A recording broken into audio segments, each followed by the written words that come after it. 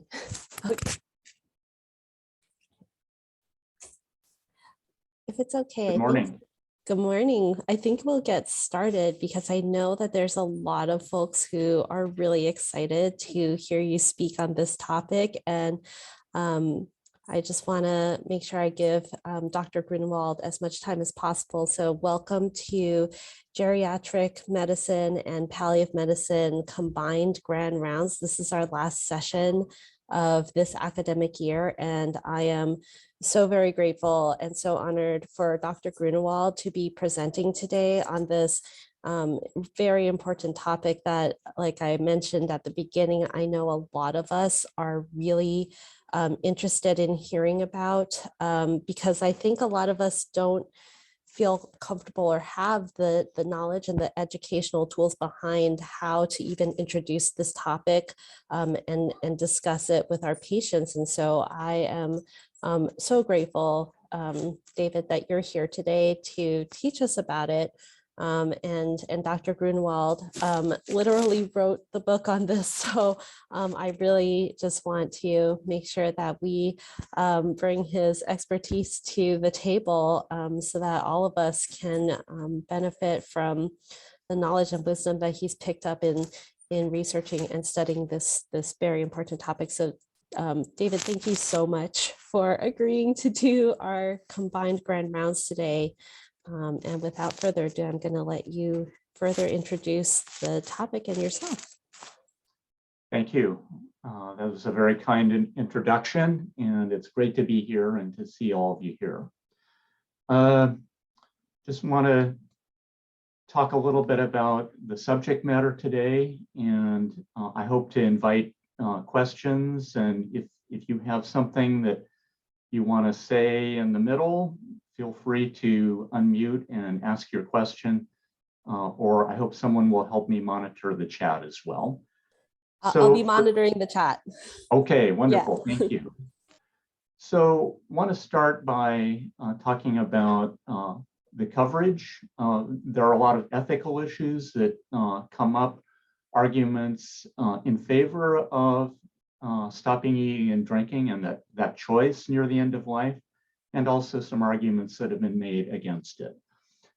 I think it's important for us to understand who chooses to follow through with voluntarily stopping eating and drinking, which I will call by the shorthand of vsat, and why they do it. And then along the way, we'll talk about what clinicians need to think about in terms of evaluating requests for any kind of hastened death, including vsat, as well as the management of symptoms for people who decide to go forward.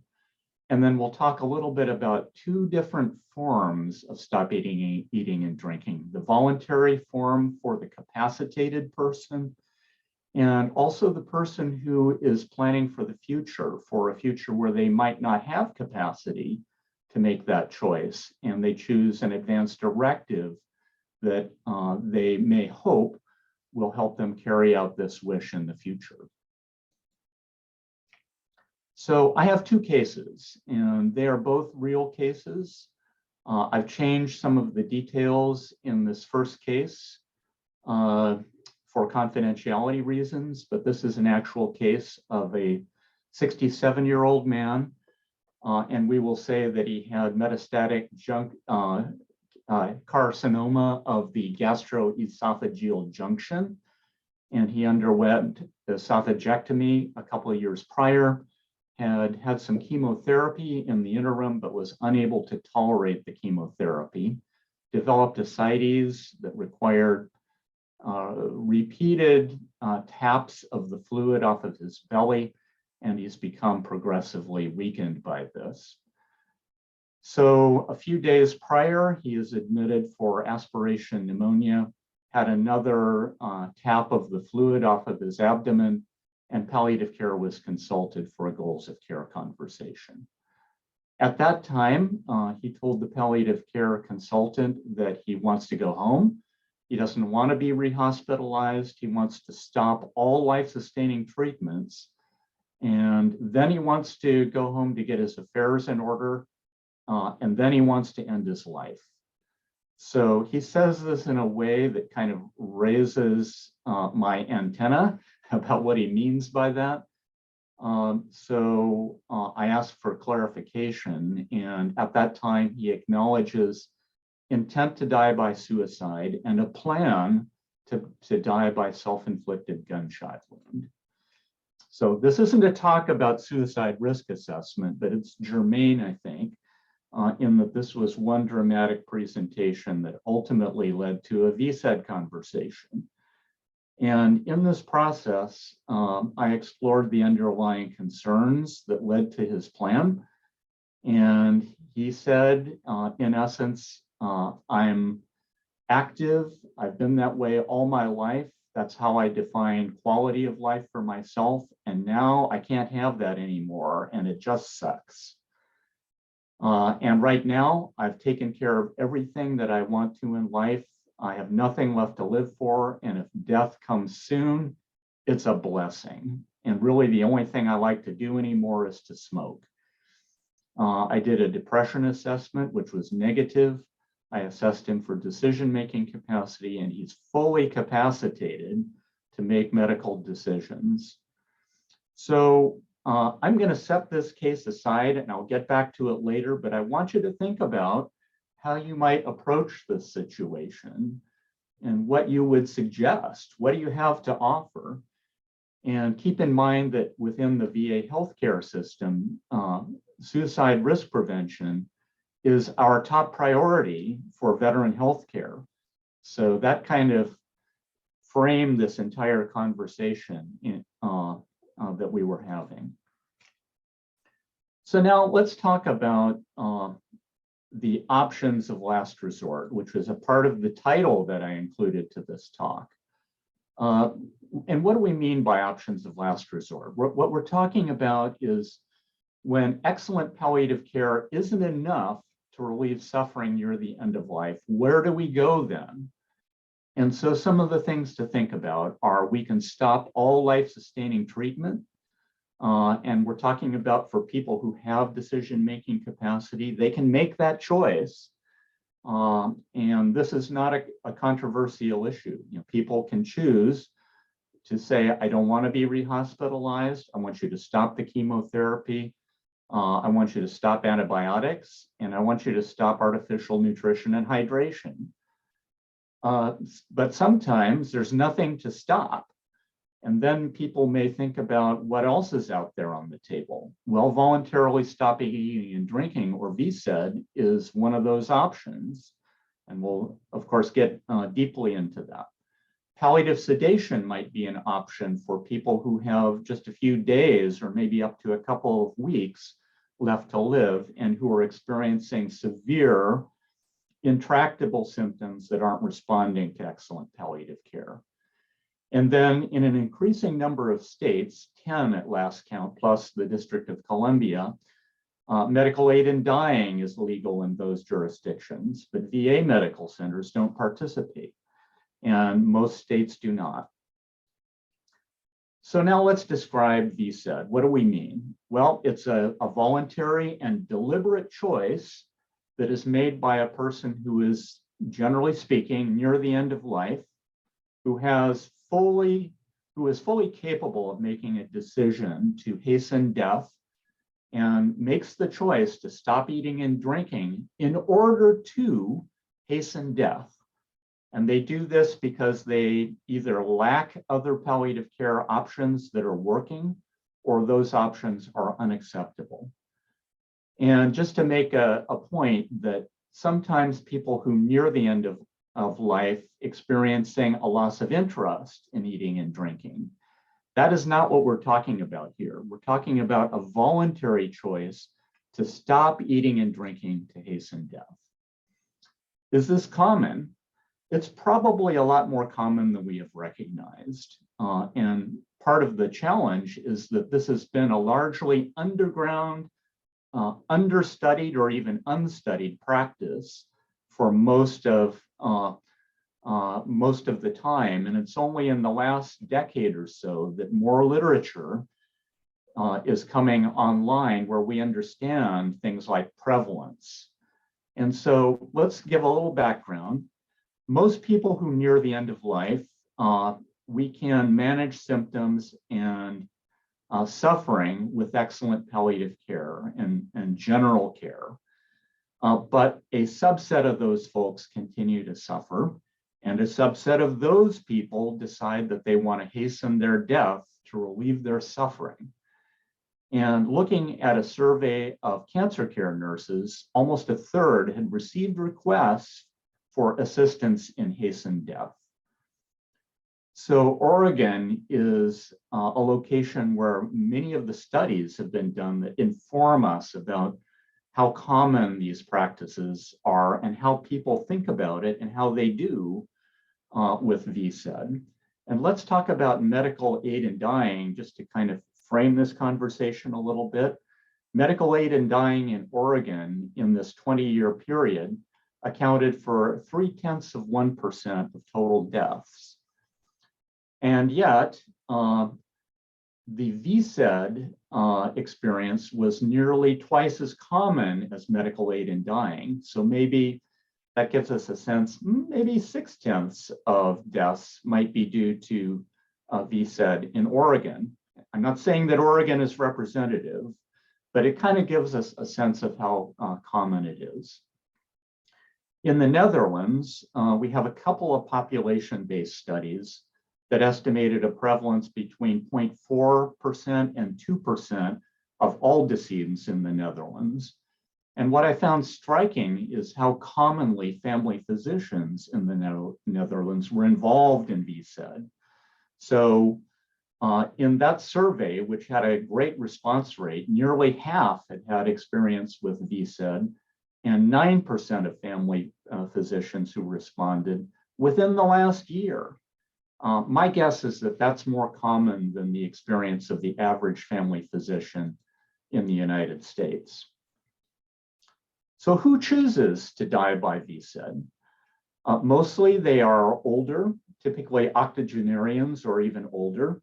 They have a lot of disease burden, and what I mean by that is multimorbidity or serious medical illness is extremely common. And they tend to depend on other people for their daily activities, as well as to have a short life expectancy. And again, that's the Oregon experience. So Linda Ganzini and colleagues has really led this investigation in studies around the turn of the millennium. And in surveys, again, of Oregon hospice nurses, they were asked to think about their most recent experience of a patient who died by vsat. And these nurses had frequent and detailed contact with patients. So they were pretty good informants, I think. And what they reported is that most of the time, people voiced being ready to die in a sense that there was nothing more in life for them. Their quality of life was poor, continuing to live was pointless, and they wanted control over the circumstances of their dying.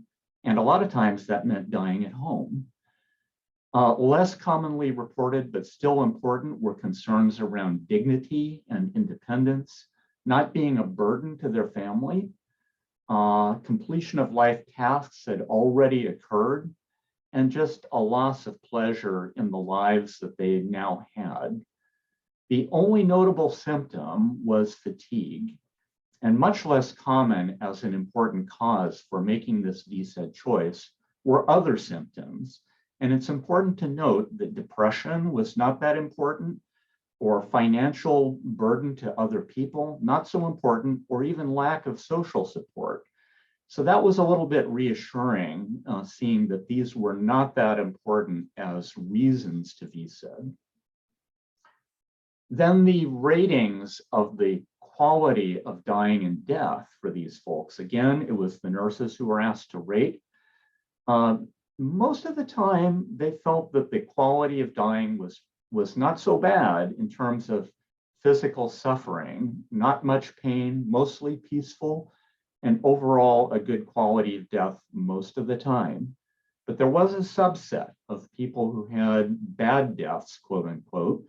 And mostly that meant the nurses thought, these people were suffering. They seemed to be in a fair amount of pain. And a lot of times these were younger people. So on average, those who died poorly in the estimation of the nurse were a decade younger than those who died well.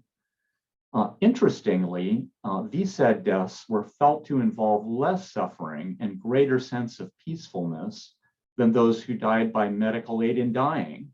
And so that was not what I would have guessed. And so that was somewhat reassuring, thinking about vsat and suffering at the end of life. So any questions at this point? I've kind of had a big dump of information. Just wanted to ask if there are any comments or questions at this point.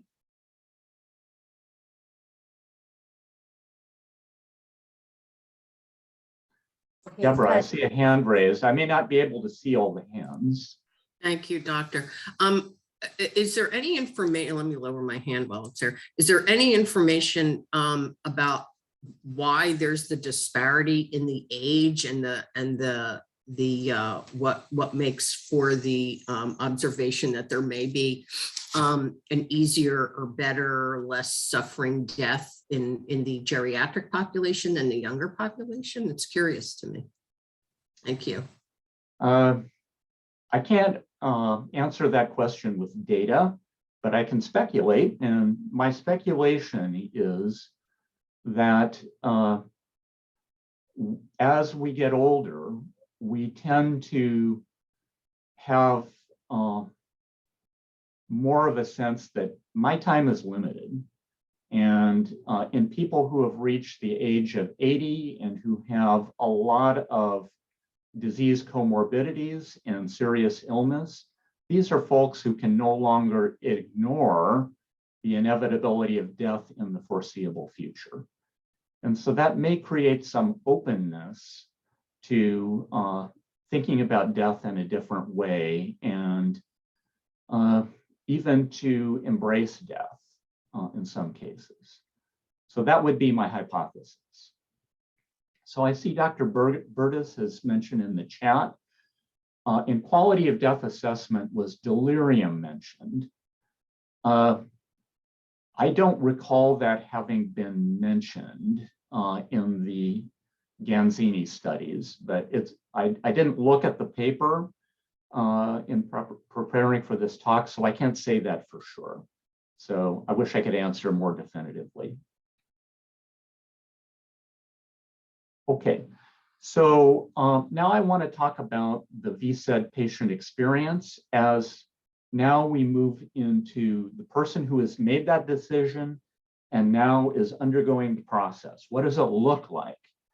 So for the most part, we're going to be talking about sort of the average or typical course.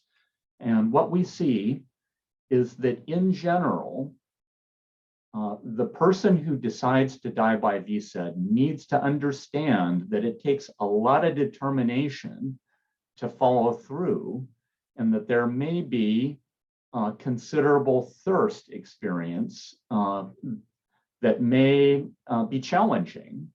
And so people need to understand that even a small amount of fluid intake may greatly extend the duration of the dying process.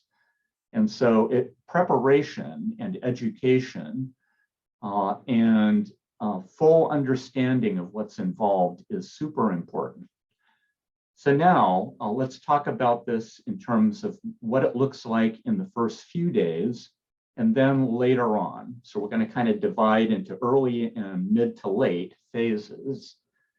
In the first few days, and this assumes that the person has essentially stopped all oral intake of food and fluids, there will be a variable period, typically several days, it might be up to a week or even more, even after full stoppage of fluids until unconsciousness occurs. And the more robust the underlying, quote unquote, underlying physiology, the longer it's likely to take. So the person who is extremely frail and who is starting a downhill trajectory towards death in terms of loss of function and resilience, it's not going to take as long, especially if they start from a position where they're already a bit dehydrated and maybe their kidneys aren't the most robust. It's not going to take as long. Now, during this period of the first few days, it's important to understand that people have time to reflect on the decision, time to reach closure with family and close friends and others, and to reflect on their lives. And they can even choose to reconsider the decision, and and that gives family and friends time to come to terms with their decision. And so that's part of the closure process for both the person and their close network. During this time, symptoms commonly include dry mouth, dry throat, and thirst. So these are the most prominent symptoms.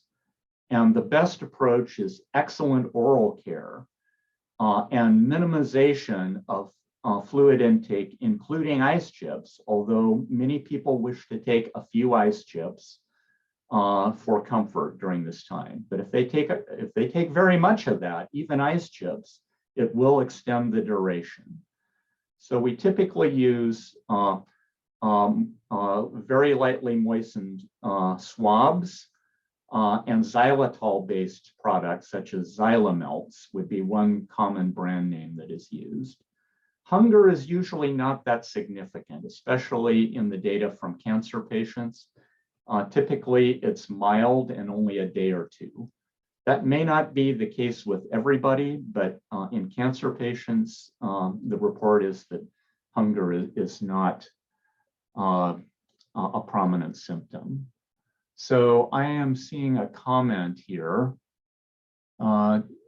from Julie Hurdle.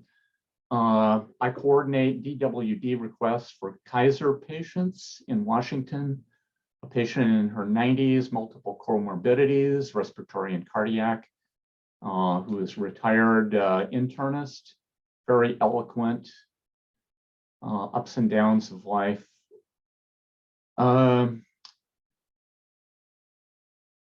But he was at a point where even trying to find value in life each day, that value diminished, and it was no longer a balance of ups and downs. So it sounds like this was a person who decided to hasten death. So thank you for that vignette. So it sounds like a person who might have been making this consideration.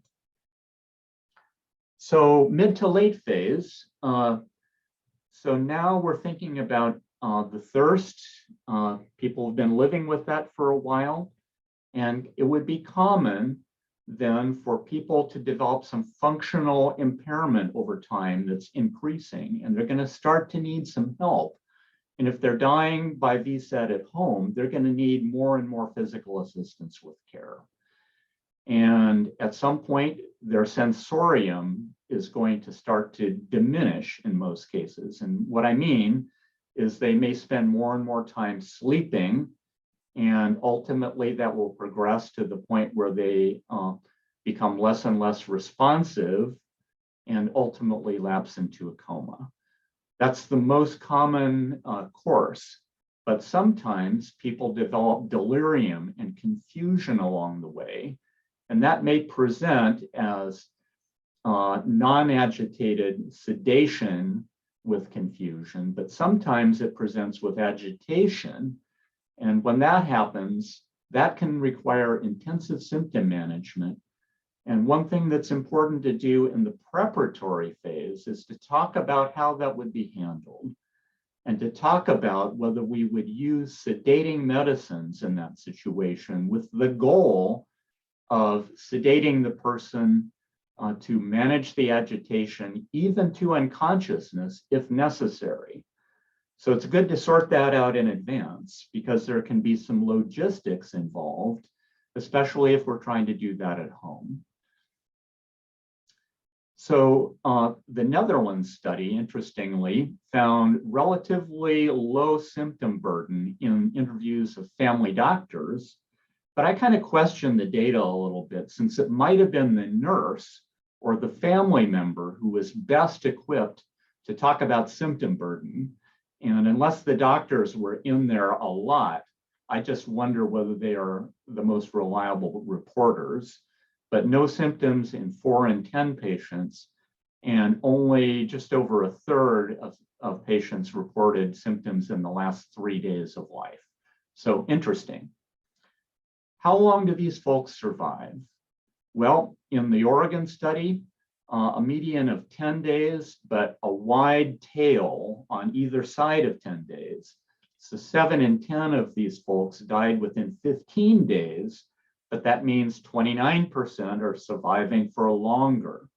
My guess is they're taking in a little bit of fluid in some form. And looking at the Netherlands data, they had a shorter median survival of 1 week, but the range, the tail was as long as 36 days. So again, suggesting that a subset of people survive substantially longer. And we don't have any data on fluid intake and how that affects survival, but you can kind of put your thinking cap on and yeah, chances are they're probably taking in a little bit of fluid. And that's certainly been true in my anecdotal experience of my small case series, that people who take even a little bit of fluid can survive for a long time. So now I'm going to shift to talk a little bit about the legal and ethical issues. Is it legal? Well, probably. We do know that the right to refuse any kind of treatment is well established in US law, and that's been the case for 50 years. And it's really not controversial any longer, and hasn't been for a long time in the United States. Now, thinking about medical law in the US, healthcare is regulated at the state level. And in these 5 states, we have case law establishing a right to voluntarily stop eating and drinking. But in most states, there haven't been any case law on vsat. Of note, there hasn't been any case law in any jurisdiction that has successfully argued that vsat is illegal in that jurisdiction. And we also have a lot of evidence that for people who have capacity, vsat is likely included in their right to refuse any intervention, whether it's healthcare intervention or basic care. So thinking about other basic interventions, for example, the right not to be physically touched would be a good example of that. People who said, I don't want to be touched, and then you touch them, that's considered battery. So that kind of frames this part of the conversation. In Hawaii, there was legislation that acknowledged the legality of vsat in Hawaii as part of the legislation that legalized medical aid in dying in that state. And then finally, in the United States, in general, the legal community looks to the medical community to advise about what is acceptable when it comes to healthcare principles and practices. And so they will be looking to official statements about things such as vsat. And what we see in the healthcare literature is that several organizations that would be considered mainstream, like the American Nurses Association, or the Society for Post-Acute and Long-Term Care, and the American Medical Women's Association, have all weighed in with supportive statements with regard to vsat. So that's not legal ruling, but it just kind of frames the conversation that legal scholars and attorneys and judges will be looking to. So now let's start talking about the ethics and kind of perceptions of advantages and disadvantages and critique. and supportive commentary with regard to vsat. The advantages, according to many, are or include that vsat is a peaceful way to die. So we've talked a little bit about some evidence for that, even though not everyone agrees. vsat is considered a way to protect autonomy of the patient and bodily integrity and ability to determine one's own pathway near the end of life. And unlike medical aid in dying or even withdrawal of life-sustaining treatments, the person who chooses to die by vsat doesn't have to involve the healthcare system. It's not obligatory. And this is probably the reason that for ages untold, there has been an underground practice, not recorded in the medical literature. In these cases, never came to light and were never studied. And that is because people can do it on their own. They can involve a close network of family and friends and just kind of take care of things on their own. But there's risk in doing that. So ideally in practice, it's better, we feel, and I don't want to be paternalistic about this, but I'm going to share my bias, that ideal support would involve the healthcare system to support family and any friend network that is involved, and to bring the resources in place for symptom management and supporting the family during this difficult time.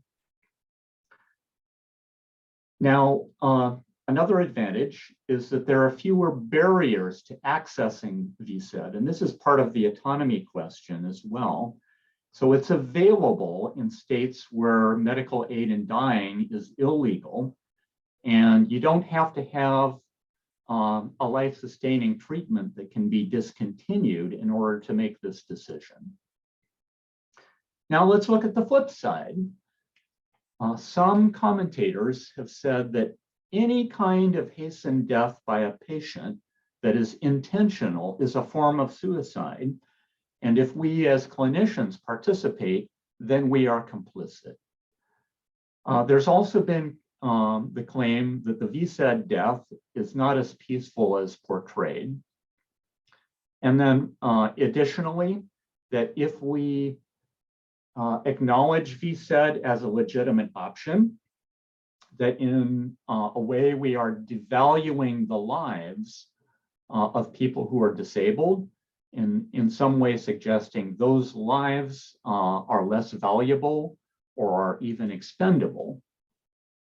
So there may be a disability rights question for some. So part of the challenge is that we don't have any clear consensus in our society about where that bright line ought to be drawn between those acts that hasten dying that we consider acceptable from a legal and moral standpoint. And we make these decisions all the time in healthcare when we honor requests to forego life-sustaining treatment, where we determine that somebody who's on a mechanical ventilator in intensive care is dying, and we are only prolonging the dying process, and we support a decision by the patient or surrogate to discontinue ventilator support. That is considered morally and legally acceptable in the United States. But where do we draw the line between that and other acts that hasten death, like medical aid in dying or vsat? Or on the other more controversial end of the spectrum, euthanasia. We do have a general consensus in the US and Western systems generally that patients have the right to refuse medical treatment. But some commentators have drawn this distinction between stopping artificial nutrition and hydration, which is considered permissible, and vsat, which these commentators would say is part of basic care. So offering food and drink is a part of basic care in this rubric, and that stopping it is impermissible. So now what's the flip side of this ethical argument? So other commentators would say it depends, and that when we are thinking about intentional self-killing, where do we draw that line? And we would look at the justification.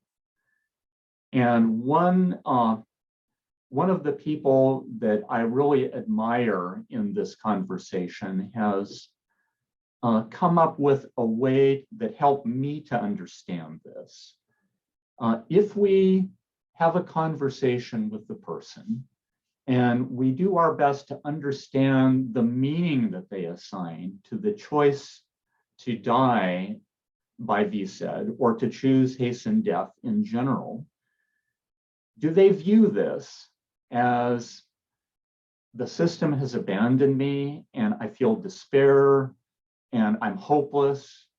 And I mean, does this start to seem like depression or a tragic, unsupported, impulsive kind of decision, which would make me more worried about suicide and might send me down that pathway of assessment?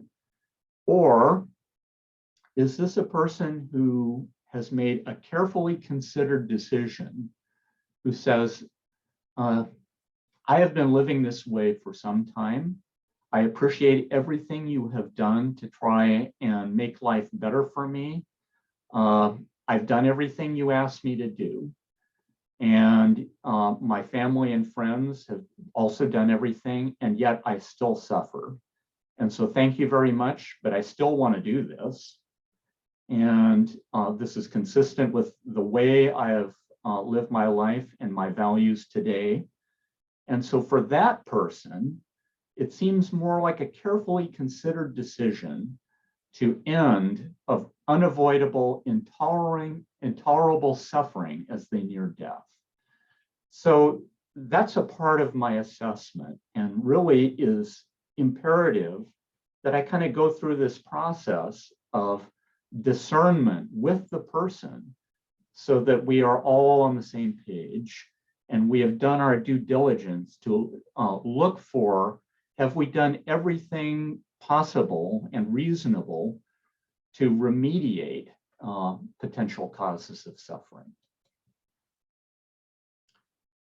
So now I want to turn to, what does that checklist look like when somebody comes to us and says, will you help me die? And initially, this applies not only to vsat, but any request when a patient says, doctor, I'm suffering, or nurse, I'm suffering, will you help me die? Here's what the checklist might look like. And I want to acknowledge the work that many people have done in this area. And a couple examples that come to mind are Dr. Tim Quill, and in the Puget Sound region, I acknowledge my debt to Dr. Greg Van de Kieft. And there are many others that inform my thinking on this. Judy Schwartz, I mentioned earlier, but I didn't mention her name. So the checklist. Anybody who says, doctor, will you help me die? We want to understand the meaning of the person's suffering and the reasons why they have gotten to this point. Why are you asking me today? And I'm going to answer your question, will you help me die? But first, please help me understand why you come to me with this request today. And then that leads to a conversation and an unpacking of all of the reasons why. And along the way, we may say, we need to do a better job in relieving pain, or I see you are very isolated in where you are. How can we bring additional resources in to support you in the loneliness that you have felt for some time? These might just be examples of interventions that would occur to us that we would offer before we answer the question, will you help me die? We want to be sure that the person and their close network clearly understand their disease and the prognosis so that this ultimately is a part of informed decision-making. We want to ensure the adequacy of palliative care, and I mean that in the broad sense of identifying all of the potentially and reasonably remediable options that we have and can bring to bear on the situation. We want to be sure that the person has decision-making capacity. If they're going to make a decision like this, they need to be fully aware, they need to understand their options, what they are asking, they need to be able to communicate, which is assumed, I think, but we need to establish that. They need to understand their situation, they need to understand the options, and they need to be able to reason based on information that is provided to them, and to appreciate how information that is provided affects their particular situation. So these are some of the elements of decision-making capacity that are essential before we say, yep, looks like you're a candidate. And then and only then do we actually talk about vsat. So one thing I want to make clear is that we're not going to lead by talking about vsat as point number 1 or point number 2 on this checklist. We only get there when it becomes clearer that the patient is saying, doctor, thank you very much. I really appreciate everything you've done for me, but I still want this. Then we need to get to the point where we're talking about all legally available treatment options. So Deborah, I see your hand up. Thank you, doctor. I'm, as you know, speaking from the spiritual care provider perspective, and if I may suggest that the recommendations include that providers, spiritual care or otherwise, offer that the patient consider the religious faith tradition, spiritual tradition considerations. Now, the patient may have already done that, may have not, but there are a variety of perspectives from all faith traditions about end of life, and that's an important consideration. Thank you. Thank you. Yes, I really appreciate that comment, and I'm going to, I don't want to gloss over any of these important considerations, but when I talk about adequacy of palliative care, I want to be really clear, and to Deborah's point, that means physical, psychosocial, spiritual, existential, and family support, among other things. And so that is critical. Any other comments before I move forward? You have a comment in the chat, David, from Mary. And Mary, I don't know if you want to either unmute yourself if you're able to, or we can share your comment with the group, which I think is a great point.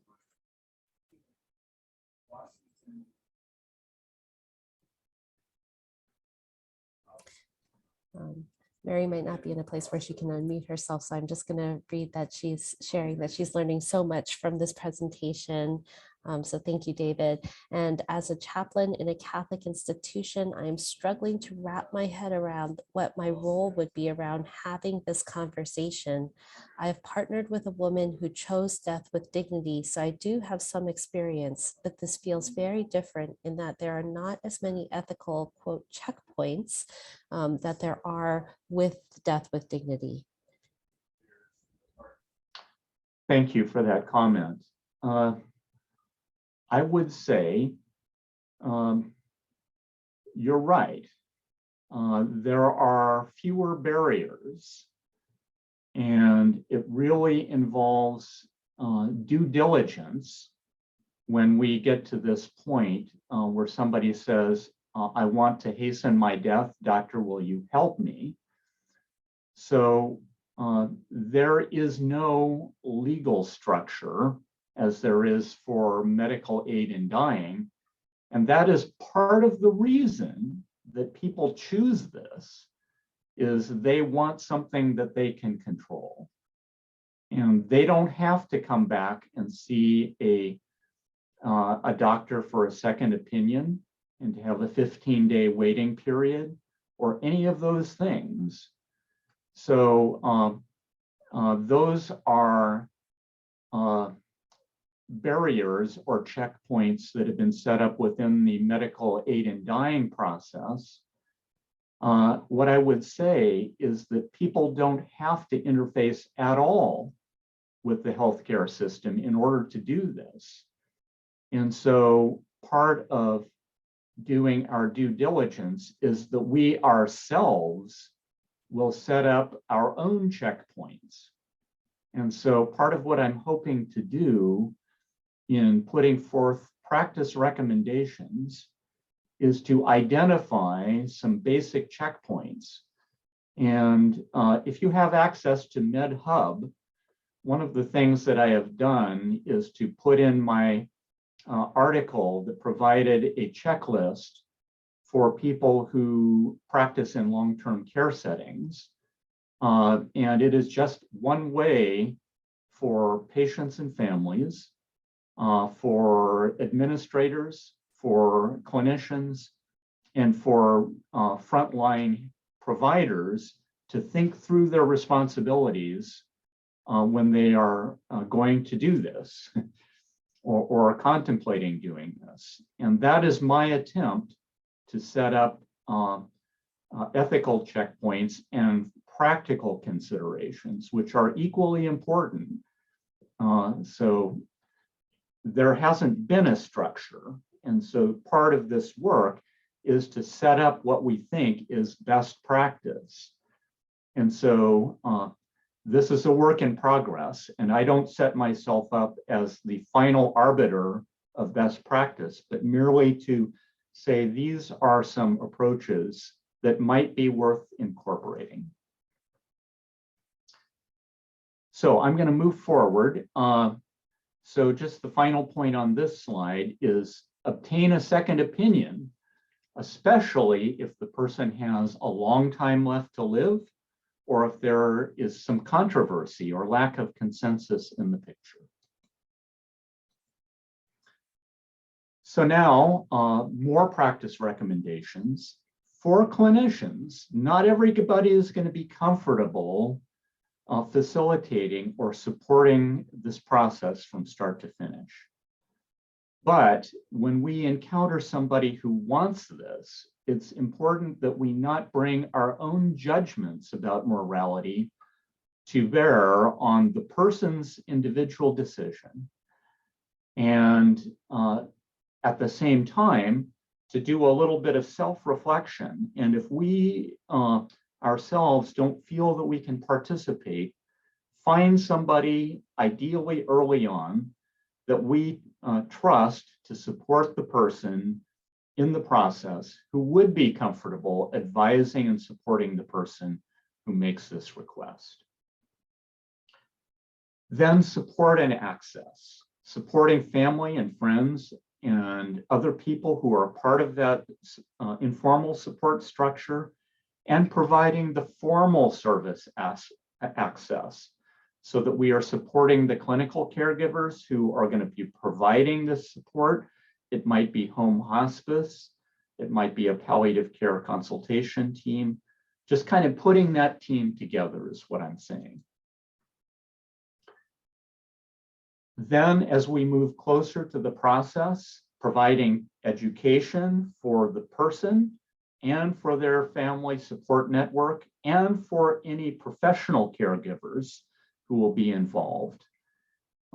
Emphasizing the importance of determination on the part of the patient to take this from start to finish, to emphasize the critical importance of not taking in fluids once the process has begun, even ice chips, more than just a very few per day.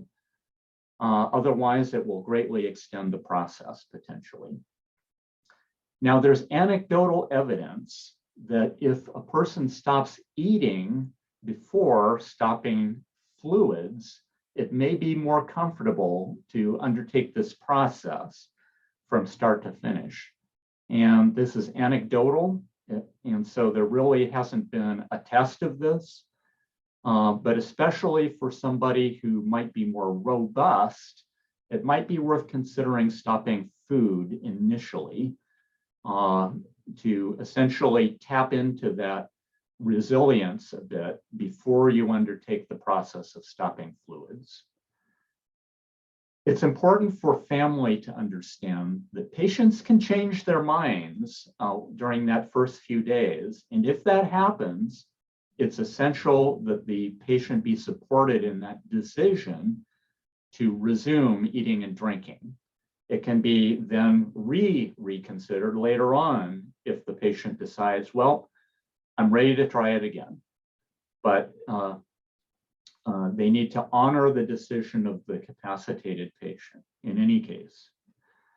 Symptom management, mainly it's excellent oral care and management of delirium, in particular agitated delirium, with that discussion of palliative sedation if agitated delirium occurs.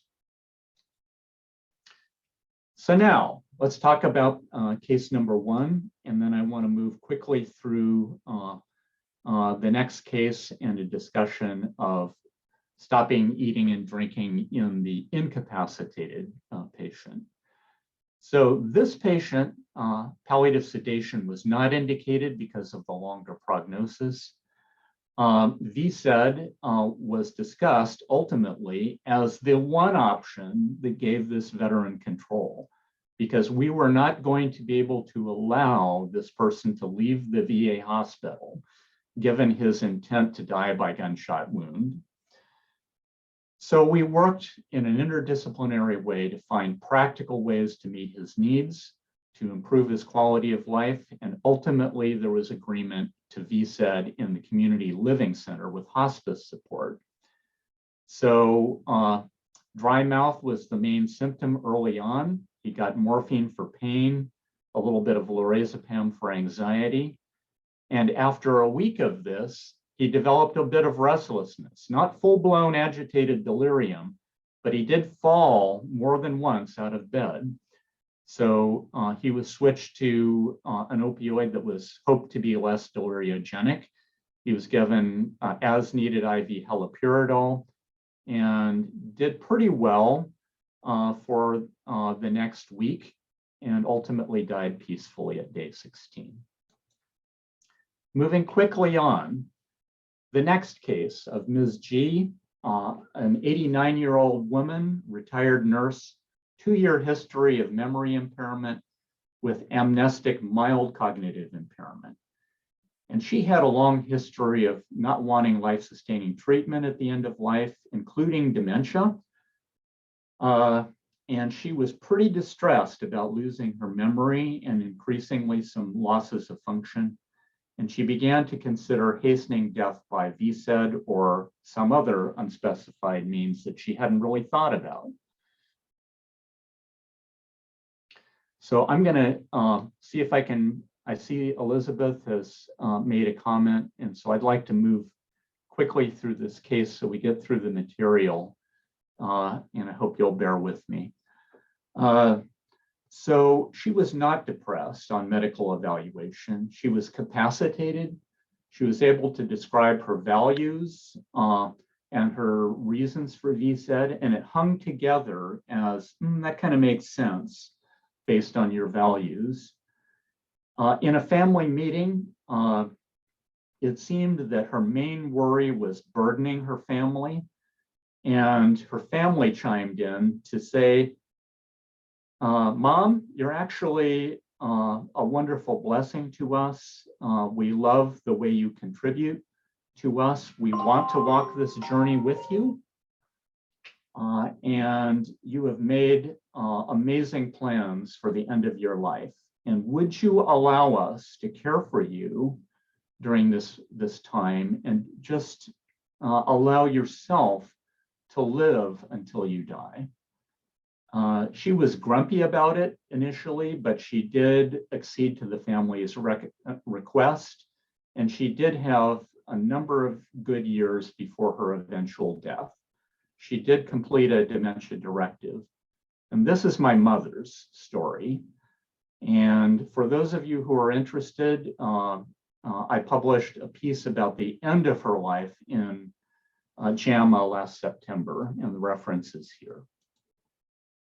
So this gave rise to a question about control for people who are facing dementia, which is increasingly common, and people are choosing to complete dementia directives that they hope will give them greater control over the end of their lives.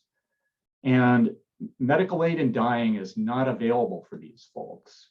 And in general, people with Alzheimer's and other progressive dementias are not deemed to be dying until very late in the course, if at all.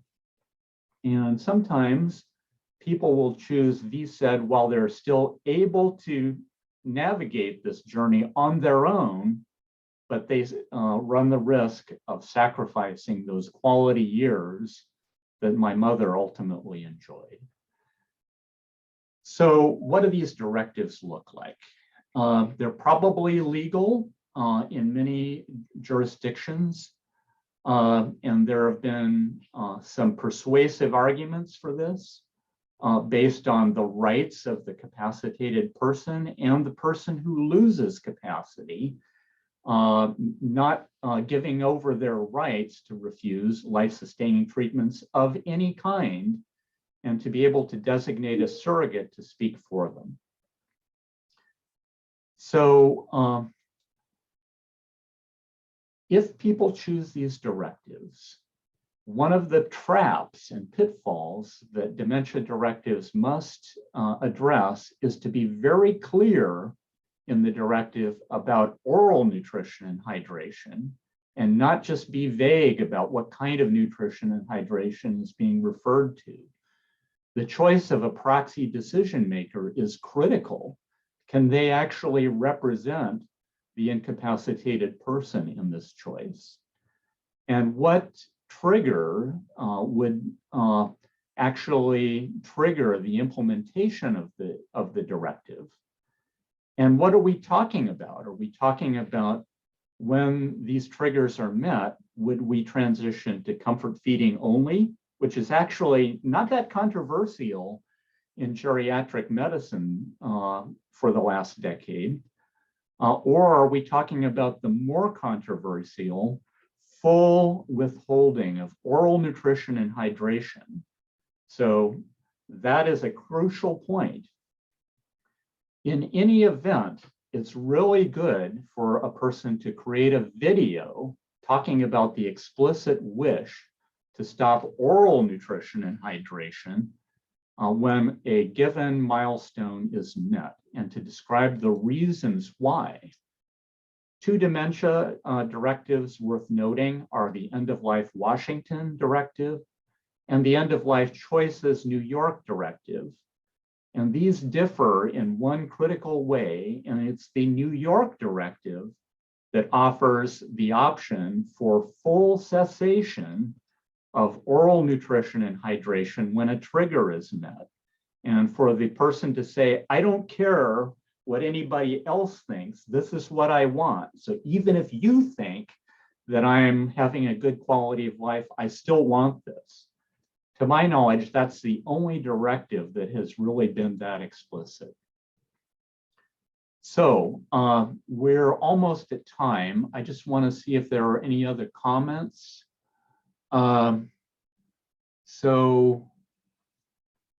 Peter Horak, and sorry, there are several.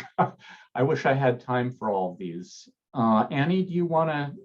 Yeah, David, I've been kind of keeping an eye on things, and so one that came up actually from both Barb and Carrie is the hospice question. So, you know, a challenge is that a lot of these folks who want to discuss vsat don't have a diagnosis with a quote 6-month prognosis that would qualify them for hospice, and so technically they don't meet hospice eligibility eligibility criteria until several days into the vsat process. So some hospices will admit a patient on, say, day one of vsat, while other programs might wait for 3 to 5 days into the process because the patient can change their mind about the process, about continuing. And so the choice to admit to hospice or not admit can vary from program to program based on the program's policy.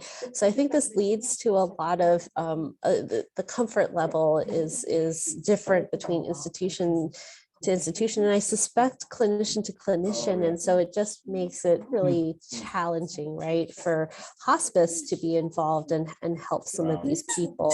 To your point about how, probably a lot of us in palliative medicine also need to be very familiar with this topic for these very reasons.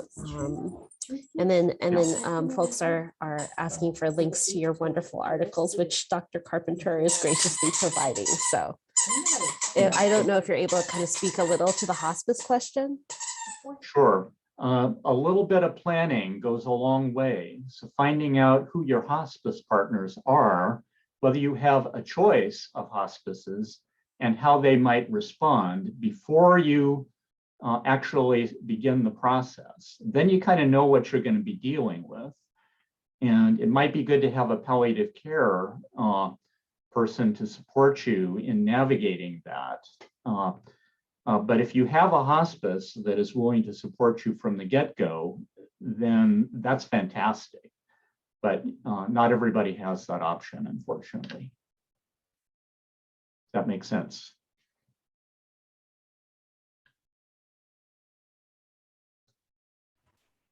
Anything else before we close? Annie, you want to direct anybody, any other questions my way, or should we close? Yeah, I think you took care of most of them. But as you can imagine, I know people are very excited about this topic, and it generated a lot of really great comments and discussions, and we could probably keep going for another hour. So it might be good to kind of give Dr. Gruenewald a chance to wrap up and make sure that we have kind of the last final important points. And I wish we could continue this discussion, but maybe we can have Dr. Gruenewald back at a future date. Well, thank you. I really appreciate it. And please take time to evaluate using the QR code or the link in the chat, and really appreciate everybody's comments and interest in the topic.